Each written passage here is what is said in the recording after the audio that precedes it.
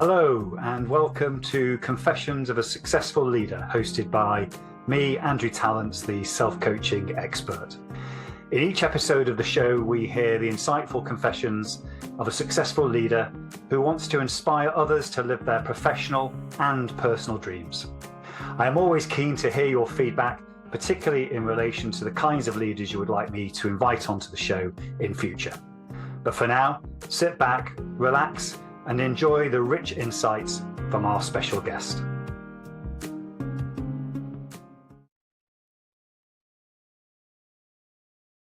Hello and welcome to another episode of Confessions of a Successful Leader, hosted by me, Andrew Tallents, the self-coaching expert. I'm delighted that Ashwin Bhadri has joined me in the studio today. Ashwin, welcome. Hey, Andrew. Thank you for having me on the show. Yeah, it's lovely to see you today. Thanks for spending the time with us. We always start by wanting to get to know our guests. So tell the audience a little bit about yourself and where your current focus is. So I'm a serial entrepreneur. Over the last 19 years, I've started 15 different businesses. I have shut down 6, either because it wasn't a good founder product fit, the startup ran out of money, or I wasn't able to scale it. I wasn't the right person to scale it. Till date, I've sold 2 different businesses, and we currently own and operate 7 different businesses. 6 of them are in India. 1 is based out of Phoenix, Arizona, and the US. I am a national advisor to the Food Safety Body of India. I work with almost about 100 plus companies when it comes to scaling them. So I'm also a startup mentor. So I've helped more than 100 companies, scale faster. And it's very normal for all my guests to actually come out and tell us about their professional life in that sense. So what about when you're choosing not to work and you're switching off and you're recharging? I know it's very difficult for a lot of serial entrepreneurs, but what is it you do when you're not physically working? So when I'm not busy working, I spend most of my time with my kids. I have 2 beautiful children. I have a 12-year-old son who's a national level chess player. I have a 9-year-old daughter who's a national level troublemaker.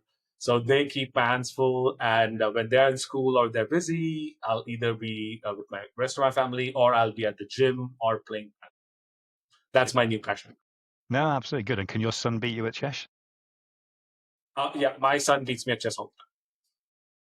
So destroying, yeah. Or I just wouldn't play the game. But well, thank you for that. And talking about children, let's take you back, because this podcast is all about what defines us as leaders. And sometimes it's what happens to us in childhood. Sometimes we can have stable childhood. Sometimes we can have difficult childhoods. But it does inform our leadership style. So take us back to when you were growing up and what it was like for you. So I grew up in Mumbai, India. I've spent most of my life here. Then I studied in the US. But going back to my childhood, I think I had an amazing childhood. I had 2 parents who were both entrepreneurs. They ran a company together. They motivated me a lot in terms of, they included me in conversations about business and life when I was like 6, 7, and 8. So our dinner table conversations would be about challenges that they're facing, and what would I do if I was in their shoes. So I think that helped me quite a bit. Apart from that, I had a pretty normal childhood, was decent at sports, was decent at school. Till about 8th grade, I wasn't the best student. I used to focus a lot more on sports. I used to represent my state for badminton. But 9th and 10th grade, my mom sat me down, and my mom was like, hey, you know what? You need to focus on your grades now, because in India, 10th grade is really important, because that determines which college you go to and so on and so forth. So my 9th and 10th grade, I actually sat and I studied, and I came like 3rd in class, my entire class. And everyone was like, oh my God, you were smart. We didn't know. Because I used to always be like middle of the class. I'd never come in the first, 10 even. So apart from that, I had a pretty good childhood. And up till my college years, it was fantastic. I was in Mumbai. Then I landed up going to UT Austin. I did my computer science there. I did my MBA in marketing. I was the good son. I came back to India. I joined my parents' business. I worked there for about 6 months before I left. And then I started my own company. Super. Well, we'll go into when you started your own company in a moment, but just talk to us. I'm sure the audience is very interesting. Going from that really stable upbringing in India, and obviously then really putting the effort in grades 9 and 10. What was it like then in terms of the culture going to Austin? Very different environment and having to study there. So I went there when I was 17. And for the first 2, 3 days, it was a little scary, right? Because I'd been to US only once before, and that also like 7, 8 years ago before I went there to study. So I didn't remember much. And it was a culture shock, right, to begin with, because it's so different than India. But then I started to find my feet. You find your crowd, because end of the day, the place where you feel comfortable is where you know a few people. Many people think it's to do with your house or to do with the amenities you have in the city and how clean the city is. All that is okay, but it's finally the close group of friends that you have or family that you have. That's what makes you comfortable. So the first few days in Austin was a little weird, but very, very soon I found a close group of friends who till date are my closest of all friends. They're distributed all over the world, but we still end up meeting, we still end up talking. The first month and a half, it took me a while because I think my accent was a barrier. And right now, so this is not how I would normally speak. But if somebody talks to me with an accent, even without realizing, I will talk back in an accent. And I'm saying this, I'm not in processing that I'm saying an accent. I'm talking in an accent. So the first month and a half was difficult. And then it started to get easy. However, when I was there, I started to realize that, hey, I didn't want my parents to bear the entire burden of my education. Right. So after 3 months itself, I got myself a job. And at the end of the year, I was filing taxes. And I think my mom has never been prouder of me because I had barely turned 18 and I was filing taxes in another country. I still remember her call when I told her, oh, I'm filling up the form for taxes. And she's like, filing taxes in US? Right. So that was really a proud moment. Like before I turned 18, I'm actually filing taxes in another country. And that was interesting. That was a And lot you of fun. and you said that you were the dutiful son and you came back to the parents' business. But had you already decided in the US that you would stay for a short period of time and then go off and start something, or did you do that when you got back? So my original plan was to actually study in the US longer and work there longer, like find a job. When I graduated, I actually had 3 job offers, but I realized that I didn't like staying in US long after university because when I'd gone and stayed with some family, away from my friend circle, right? Like when you're in university, it's a completely different environment. You're constantly surrounded by friends. You're in class, again around friends. But when I stayed away in a different city with family, I was there for 2 weeks, and I realized I was feeling really lonely. And I was like, one sec, if my friends are around, and I'm only working in a random city, I don't think I'm going to enjoy it as much, right? That was point one. And point two, I also felt some responsibility about coming back because my parents did run a really successful business. And they were keen. They didn't force me ever, but they were obviously keen that I come and join them. So I didn't want to disappoint them either. So those were the two factors. I was like, you know what, let me go back. I can always come back. I can always get a job here if I really want to. But yeah, next, when I went back to US, I actually started a company there, but that was a few years later. Sure. And I guess I know obviously I've spoken to lots of people on this show who have joined their businesses in India and where the parents have had a successful business. And some of them have stayed 5, 10 years, they've inherited the business. So what was it about you at that time that decided actually I want to go and spread my wings on my own? I think I also somewhere also wanted to give back to the country. I mean, that was maybe a small part. And I was like, hey, I can always work in the US, but I think if I work in India, I may be able to contribute more. That was one of the factors. The second factor was I'd seen my parents work really hard to bring the business from scratch to where it was. And I was like, hey, if I can help it grow and maybe take some of the load off them, that may make it better. But when I was in there, I very quickly realized that I don't think I'm ever going to be able to carve my own niche in this business because there is a legacy problem. Obviously, my dad and mom ran the business a certain way, and I had different thoughts. And every time my thoughts came up, they were like, oh no, we will continue doing it this way. Because obviously, they've been doing this for like 30 years, right? They didn't want to suddenly pivot, which I completely understand it. Now that I think of it, if my son came in today and was like, hey, dad, let's go, let's do this and let's do that. I'd be like, no, no, no, one second, that's not how we do it, right? So I now I get it, what they were going through as well. But I think when I left, it was a really amicable uh, decision. And I literally, it was a 30-second conversation between me and my dad about me leaving. And he understood what I was going through. And he said one line to me, which I will never forget. And I'm hoping that I'll be able to tell my kids this line. He said, hey, I don't want to rob you of the opportunities of making your own mistakes, right? And building your own thing. I don't want to take that away from you, right? So, and he's like, there's so much pleasure in building your own thing rather than taking somebody else's thing and making it bigger, right? So, because he obviously started something from scratch. Neither of my parents were entrepreneurs. They were always working either in the government. My granddad was a doctor. And so they've never had a business. So this is the first time they actually built something and they really enjoyed the process. And they really wanted, my dad especially wanted me to go through that because he said, hey, the journey is sometimes more fun than the destination, right? So he's like, I don't want to take away that journey from you. So that was how I decided to kind of come back and stay and then even leave and then start something.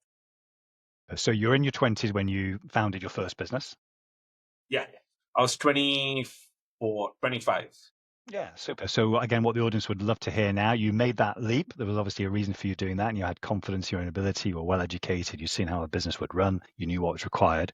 Just talk to us about what your leadership style was like back then in terms of your mid-late 20s as you were starting the business. I think I was still a first-time entrepreneur. Like hearing about it, talking about it is very different than doing it.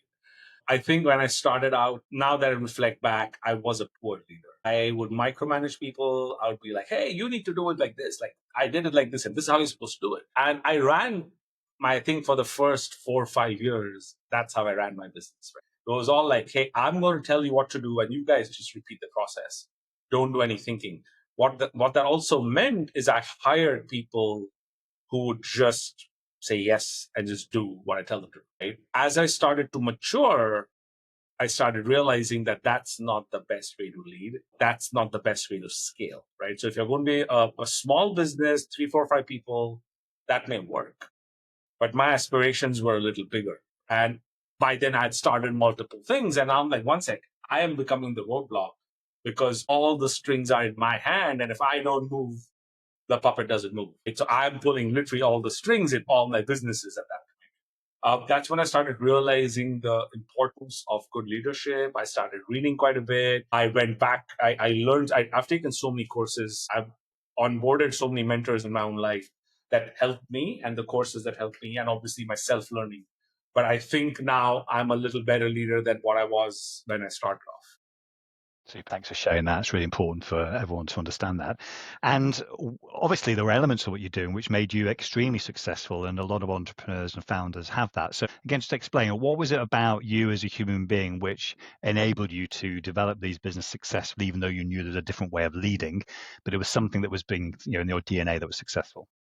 So I think one thing that I learned from my parents was not giving up. So when things got hard, I just buckled down, took the losses, got back up and ran a little more, right? So learning how to take a beating literally and still being able to get up and run, that is something that sustained me to a lot of those because any form of entrepreneurship, you can be a solopreneur, small company, a serial entrepreneur, scale, whatever, venture back company.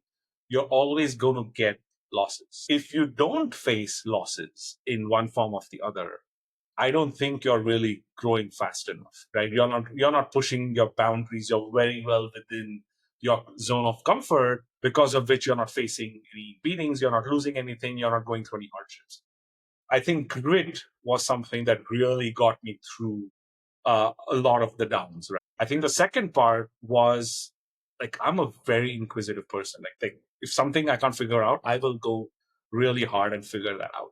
So most of our businesses were like, I think there's an opportunity there. I don't think somebody else is doing it as well as I can. Let me go try. And then whenever I started something, 6 months I would go knee deep, working 14, 16 hour days on that business, creating it and trying to make it up and run and scale. One of the other mantras that I always had is if I can't scale it, like I didn't want any of my businesses to be like a 2 people, 3 people business, right? Even if it was profitable. I always wanted it to have some amount of scale, at least be a 8 figure, 9 figure business. And if I after starting it, if I saw that hey, I couldn't get it to that level, it's not that it's a bad idea, it's a bad business. I don't have the right insights. I don't have the right talent. Maybe I don't have the right people to get me there. I didn't select the right set of folk. The last but not the least, I think I'm going to give a lot of credit to the culture that we created within all the teams. So one of my mantras or secret sauces, as I call it, is you get good people, like get people smarter than that. That was one of my pivotal points when I decided, hey, I'm going to hire people who know a lot more than me in a specific area. They are experts. They know 10 times more than me. Like, I am learning from them. That was a pivotal point when things started to change, because I started getting good people, make sure that they had all the tools, tackles, trainings, authority that they needed. And then I did something that most founders don't, which is I got the hell out of their way, right? No micromanaging, no checking every hour, no checking in every day. I used to have like a 5 minute or a max 15-minute weekly call just to see if there are any roadblocks. And then we saw a monthly review. This system allowed me to be in multiple places at the same time because I got good resources, I got good leaders. I would learn new leadership styles from them. I would learn new things that they're doing in their team. I'm like, oh, that's a great one. Let's start doing it here. Let's start doing it in that company. Right. So each of my companies and each of my leaders actually made our systems stronger. And the minute I decided to hire people smarter than me, I think the game changed. I love that. And that brings me on to a point that's linked. And a lot of CEOs and founders would want to hear your views on this. If you're taking the view of, letting go, making sure the people you bring in are the right people, and then having that light touch with clear direction, there's still this accountability issue, which is very difficult for a lot of human beings. How we hold others to account where there's trust, you step back, but are they really going to do what they say they're going to do? And are you going to? So how have you put those kinds of accountability frameworks in when you've had these multiple businesses? I think the best way to do it is having really clear expectations right from day one, right? There are two levels of people you would hire. One is a leader, a senior resource, and second would be freshers or junior resources. Junior resources or freshers would be told, like, hey, this is your task, this is what you need to do. Here's an SOP, follow the SOP, here's the outcome. Those are simpler to manage. The senior resource, however, is a little bit more difficult for me to find a great resource who's equally motivated or maybe more motivated, make sure the frameworks in place to keep them motivated, defining their KRAs, KPIs clearly on day one. And we did something called the 1369, which was, hey, by end of month one, what outcome am I expecting you to deliver? By end of month 3, end of month 6, and end of month 9, what outcome am I looking for? I'm not going to question your methods. I want this outcome, right? So when we did check-ins, we will always be looking at the next milestone, be like, hey, when are you getting to that? Do you have any roadblocks to get to that? Are you red? Are you orange? Are you green? Are you on track? Do you need any help? Do you need me to step in for something? Do you need to consult me for something? Right? I'm always available. Otherwise, I'm not going to be micromanaging you. 90% of my leaders were able to take that and run, and 10% weren't. And that's fine. Another thing I learned is if you're going to be hiring a lot of people, you're going to have bad hires. Like today, we have over 1,500 people, almost touching 2,000 in the next by, I think, end of January, we are going to be touching 2,000 people across. There are going to be bad hires. There is no doubt that there are going to be bad hires. But if you've done a bad hire, figure that out faster rather than later. So another mistake I made maybe earlier on is, oh, this is a great salesperson. She's bad at this. Oh, she's not good at team management. She's demoralizing a few of her teammates. Oh, but she's really good. Look at the numbers. She's getting in double the target. Now I won't stand for that. I'm like, hey, company culture is mandatory. If you're a leader, you better lead people. If you're an individual contributor, I'm not going to put you in a position of leadership. Nobody's going to report to you. You can contribute individually. But if you're in a leadership position, you better learn to lead people, learn to lead by example, learn to lead with empathy, right? So the weekly check-ins and the monthly reviews are a great way to make sure that whatever you've planned is on track. And if you've made a mistake in hiring in the first 3 to 6 months, I fix it. If I see it's a bad hire or they're not fitting into the culture or they're not as motivated as I thought they were, we will have that conversation. We would maybe possibly give a warning after maybe a couple of months, maybe after 4 or 5 months, put them on a PI, performance improvement plan. And if they course correct, great. But if they don't, there is nothing wrong in parting ways, right? What I personally believe that I don't think people are bad. It's just that this environment is not the best for them. Like they were not able to perform here. Maybe the same seed planted in a different garden will probably bloom Maybe I wasn't watering it enough. Maybe the soil in our ecosystem wasn't the best for them, right? And I've seen this multiple times. Like even by the way we part ways, not a single time has there been any bad blood between me personally and them because they know that, hey, oh, you know what, I'm not able to hit the achievement. Hey, I'm not the right fit for the org. And there are times I've literally helped them find their next job. I've dedicated HR resources to finding people their next job so that it doesn't really disrupt their career paths. Right? So by doing these 3-4 things, I think you're able to scale faster. Great, I love that. And it's interesting the language you're using, and you're talking about your leaders behaving in this way, but also calls for you as the overall leader and setting the tone to be able to also get out of your own way, as well as those leaders giving you ideas about how you're becoming an obstacle. So what was the most challenging aspect of you as a person in your 30s in particular as you were maturing, where you knew you had to get out of your own way in the way you were managing relationships with stakeholders, and yet you found it quite challenging to do so? I think one of my biggest challenges was letting go of control. Like when we were smaller, I used to sign every invoice. I used to sign every check in our company, right? And because controlling the money is how you control a lot of business. Cash flow in and out is how you control a lot of the business. Letting go of that took a long time. That was one of my first challenges to get over. Two was when I started hiring better people, they obviously came with better salaries. And I was like, oh my God, I'm paying this person so much. Like it took me a long time to say, like, I'm going to be spending this kind of money on one person because sometimes that one person is equivalent to 5 freshers or junior folks, right? I'm spending money on one guy or one gal. That took a long time for me to swallow that pill. Like, that's how much I'm going to be paying for one person. One of my mentors told me a quote that helped me with that. He's like, hey, if you're going to throw peanuts, you're going to get monkeys. But if you want a lion to fight for you, learn to throw a piece of meat, like a slab of meat.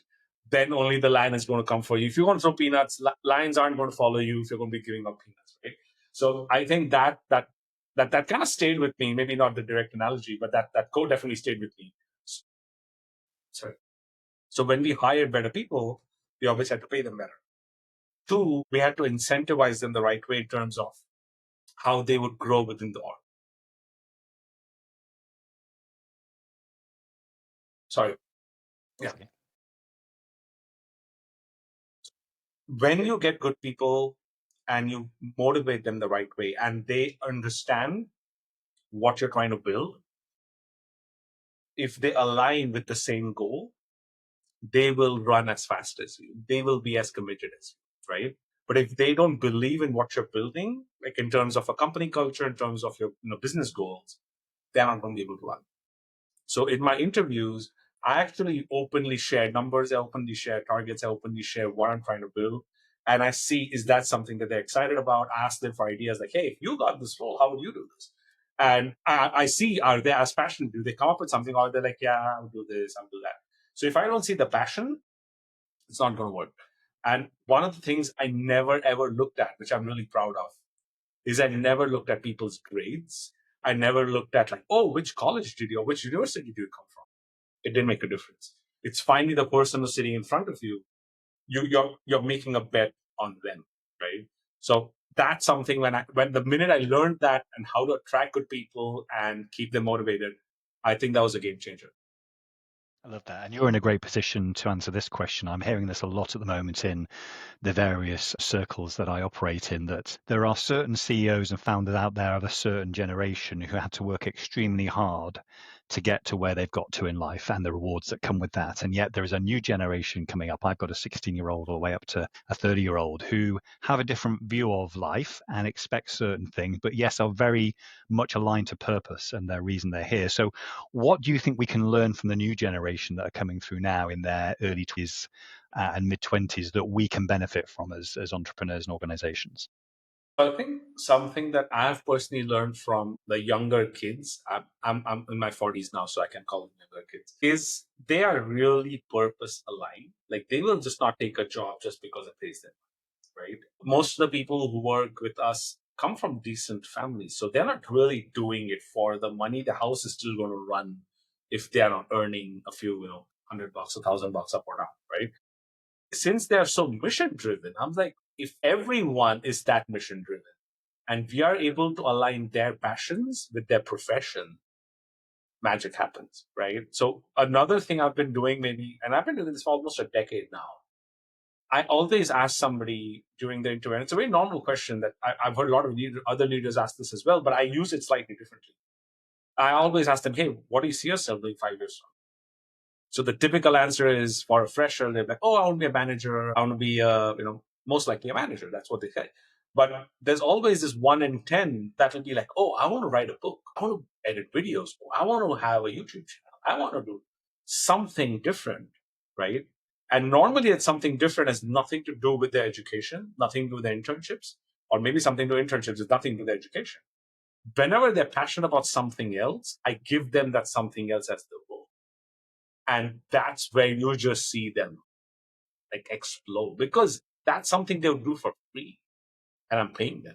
I'm giving them opportunity to just be like, hey, you want to do videography? Go to videography. Oh, you want to do copywriting? Go to copywriting. Oh, you want to do this? Go do that. Many people actually ask me like, I'm not qualified. I'm like, I've done chemistry. You're offering me marketing. Like, what? I'm like, but you're passionate about it. Yeah, I love it. Give them marketing. Oh, I'm passionate about something else. Give them that thing, right? Every single time I've made that bet, HR has come and told me, like, you hired this person for this role. He doesn't seem to have experience in that. Like, his education doesn't line up.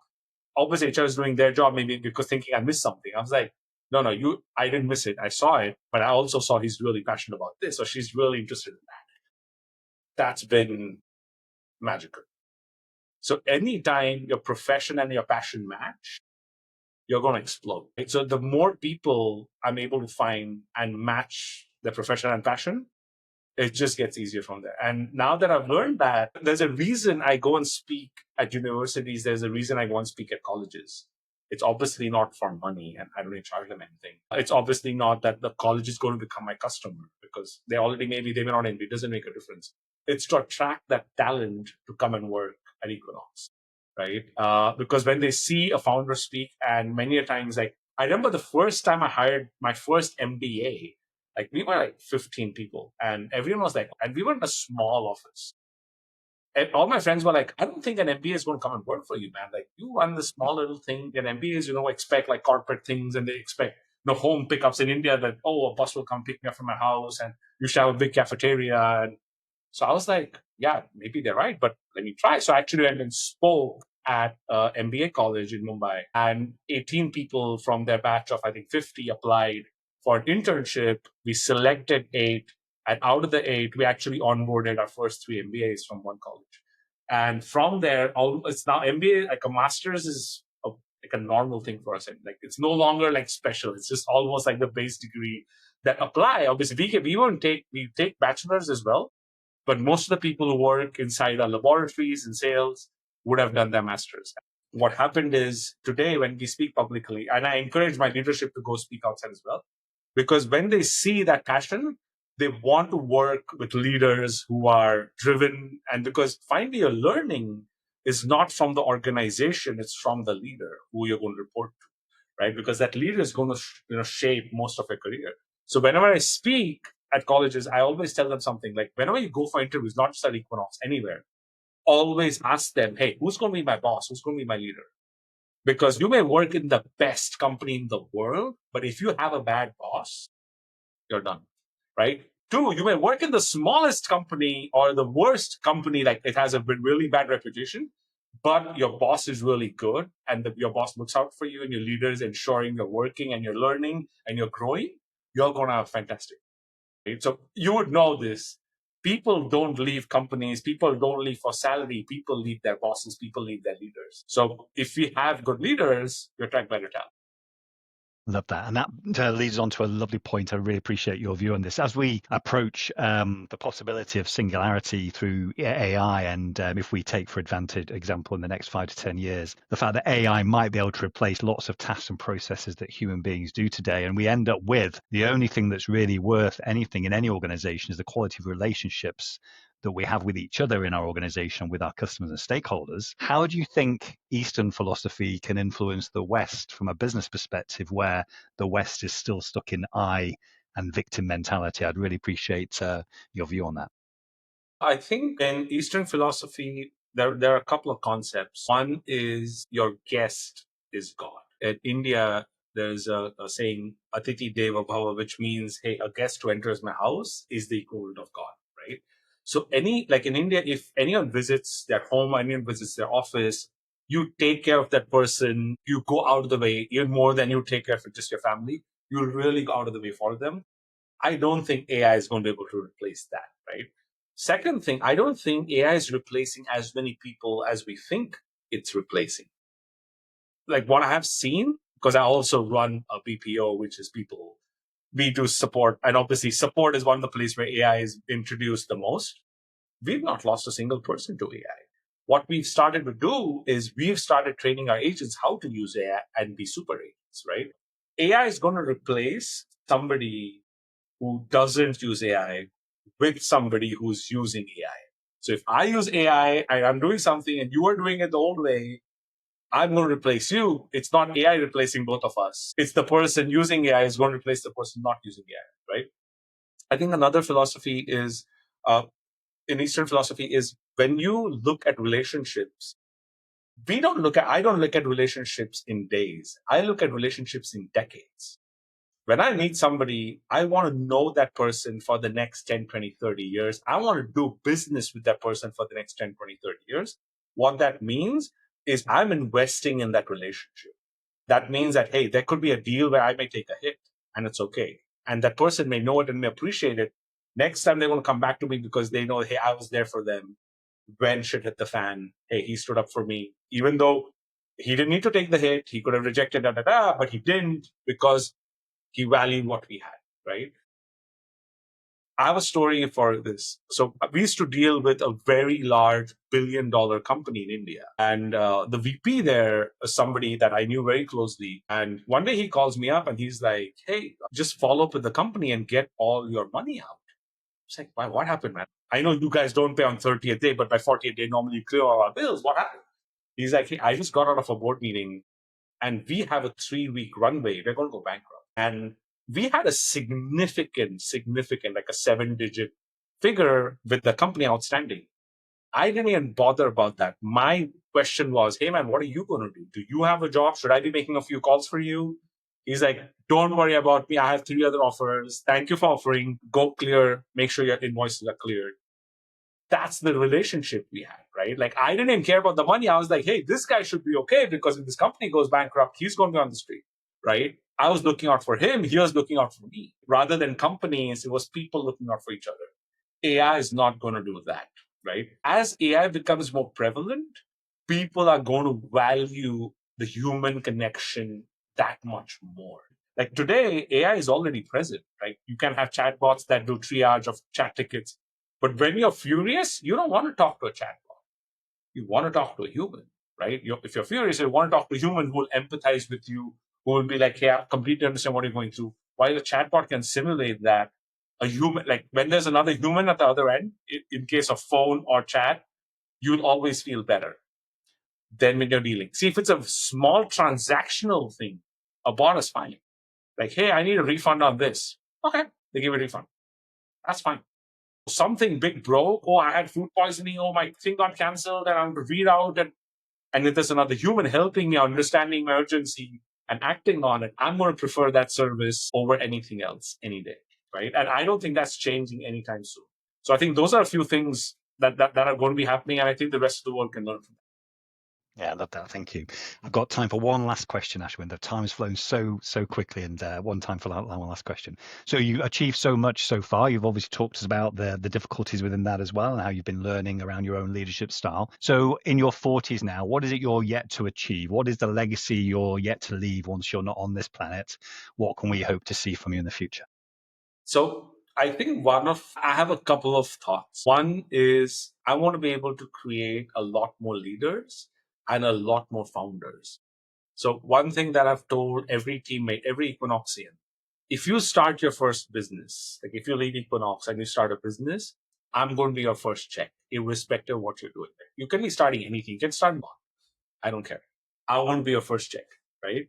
I want to create more entrepreneurs. I want to create more leaders. By the way, just if you want to be happy and if you want to lead, you don't have to be a founder. You don't have to be an entrepreneur. You can be working somewhere and be a leader and lead a very, very happy life.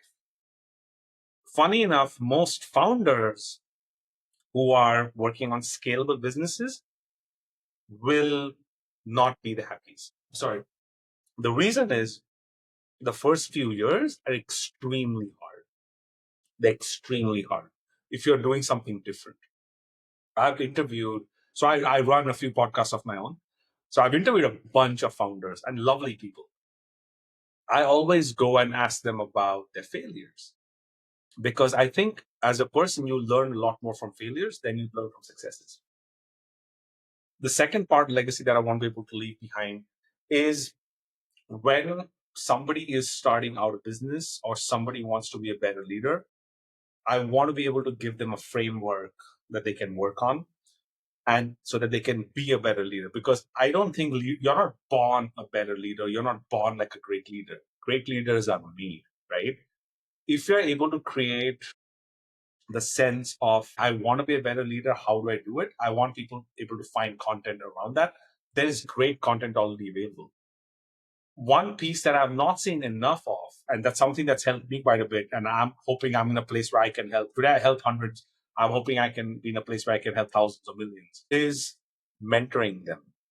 One is you just watch a really nice video and you get motivated, right? That's great. That's available to everyone. Something that I have cultivated and it's taken me a fair bit of time, effort to put together is a group of mentors in my life for different aspects of my life. Two of my mentors are younger than me, right? Because they're really good at what they do. 6 of my mentors are older than me. There are mentors I go to 15 minutes in a year. There are mentors I talk to half an hour, every 2 weeks, right?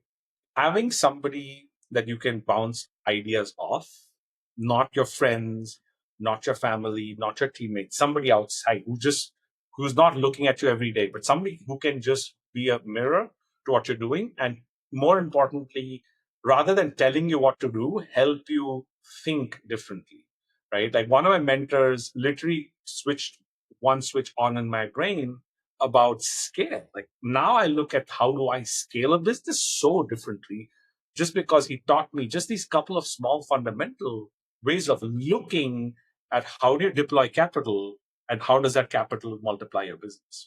I mean, I know basic business. I've done an MBA. I've run so many businesses.